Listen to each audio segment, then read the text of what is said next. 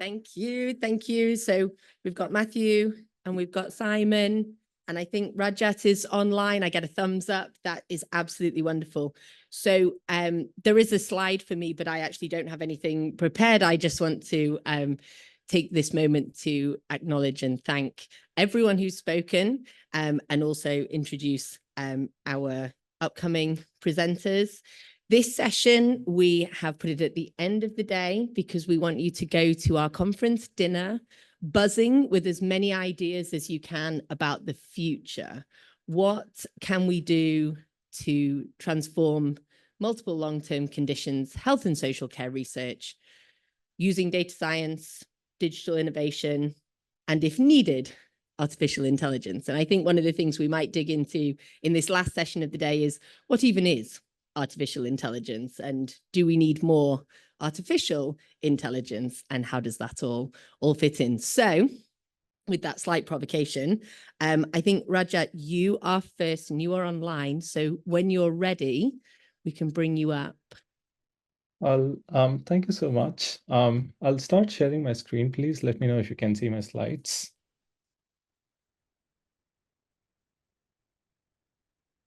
We cannot see your slides just yet, but there we go. There you are. Yes, thank you so much. Thank you so much. And I would like to thank all the organizers for this opportunity. And I apologize that I could not be there in person. I tested COVID positive over the weekend and I'm still recovering.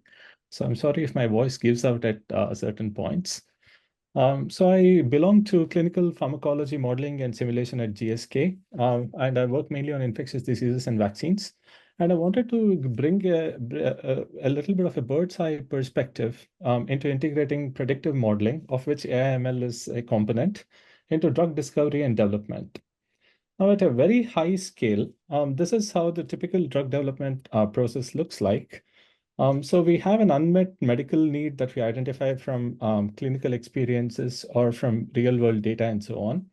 And if we have sufficient fundamental biological research also underway into the mechanisms underlying the disease, we can think about identifying druggable targets that could modify the disease trajectory, synthesize a bunch of compounds that could modulate the target at various levels of efficacy, see if these compounds are safe and efficacious in preclinical and animal experiments. And if they pass this bar, we can then take them slowly into the clinic, test them in various phases of clinical trials. And once it's through all these steps, a drug finally gets approved and is deployed again in the real world, where more clinical data is generated, which feeds back into this entire cycle, and therefore we get next generation drugs, which hopefully are better and so on. Now, as you can identify, this is a pretty costly and process that is prone to failure. So there is this well-known paradigm called as a drug development funnel, where at the compound level of the approximately 10,000 to 100,000 compounds that are synthesized, only a small fraction of that go past the bar to be tested in animal studies. And after a long period of time and a lot of investment in money with a huge chance for failure, we sometimes get a drug that could work to alleviate diseases. So the question that almost all of pharma and biotech is asking is, can data/predictive modeling driven decisions accelerate and enhance this probability of success for drug development? And I'll stick to this sort of theme, but a lot of what I say is also probably going to be applicable for MLTCs. And I'll bring your attention to where specific points are pertinent. So what are the main pillars that underlie data and predictive modeling? So without getting into a lot of nuances, my first order approximation is this. There are four pillars that underlie data-driven decisions, and they are data, knowledge, synthesis of both data and knowledge, and the last and probably the newest pillar, because the other three have been around for probably centuries now, is predictive modeling. So as you know, we have a lot of data about chemistry, biology, experiments, processes, manufacturing, public health, epidemiology, and so on. and a lot of knowledge about diseases, biology, physiology, and so on. So the challenge always is, how do we synthesize this in the specific context of the disease and the drug that we are developing? And how do we interpolate across these to arrive at the right drug and the right decisions at the right points of time? As you can see, there is a sort of paradox here. We are generating more data than ever with variables and so on. We're generating mounts and mounts of data. So the chief problem here is to identify the important data that are relevant to a specific context. At the same time, it's hard to find data and knowledge that are specific to a certain context. So if one is wondering, in the context of a certain clinical trial, in the context of a certain drug and a certain disease, if this is liable to succeed or not, then it's not easy to find the same sort of data in historical records. So the predictive modeling pillar, in my opinion, is central to the success of the other three, because we can interpolate across historical data sets and arrive at a specific prediction for a specific context.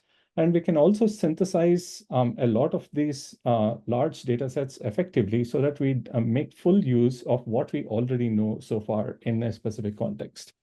And therefore, this is likely to feed into better internal decision making, better innovations, discovery, and as well as better manufacturing processes, which are important for deployment in the real world. And finally, this could culminate in a successful drug.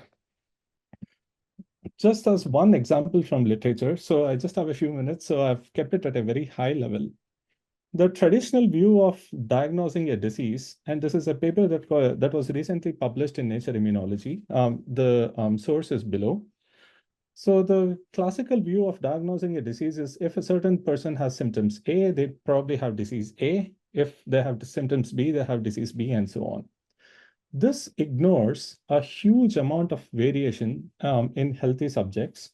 And also, there is an inherent problem here that an healthy individual is defined as the absence of a particular disease, which is a sort of a chicken and an egg problem, because it differs to the definition of the disease itself. The other problem is that symptoms often occur later on, whereas a lot of the processes that underlie the development of the disease may have already happened much earlier in the past. Neurodegenerative diseases come to mind. So it's important for us to look at predictive modeling to come to both a definition of what health actually means, and when can we diagnose that the state of health is giving way to disease.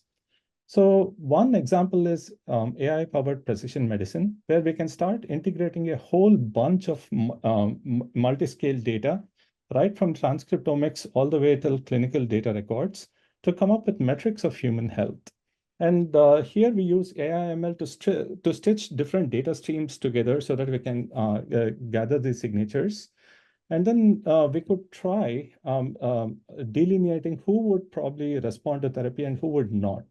So the cornerstone of precision medicine is the right drug within the right patients at the right time. And these sort of predictive modeling approaches are key towards tailoring successful drug regimens. There are a whole bunch of other applications that are also coming up. I've just listed a few of them here. And a cautionary note that I wanted to take is that with any new exciting technology, there is always a lot of hype at the beginning. For example, there is this notion that we could conduct the entire drug development cycle on a computer, and we can then run these simulations multiple times within a very short time scale compared to actual physical drug development, and come up with AI-powered medicine. In my view, we are not there yet. And I would like to point you to this balanced perspective, which talks about how we can use AI in the right context as the right toolbox to accelerate and de-risk certain key inflection points, versus using it as a complete alternative to traditional drug development. So finally, I would like to leave you all with this thought. We know that we need knowledge. We know that we need data. And we know that we need physical processes to accomplish any achievement in human history. And one of the key inflection points in our history around the 1400s was the advent of the printing press, which broke down spatial and temporal barriers towards dissemination of knowledge. And therefore, we very quickly started innovating at scale. And the question that I have for all of you, probably a little provocative, is are we poised at another inflection point with AI/ML and other computational approaches? Thank you so much.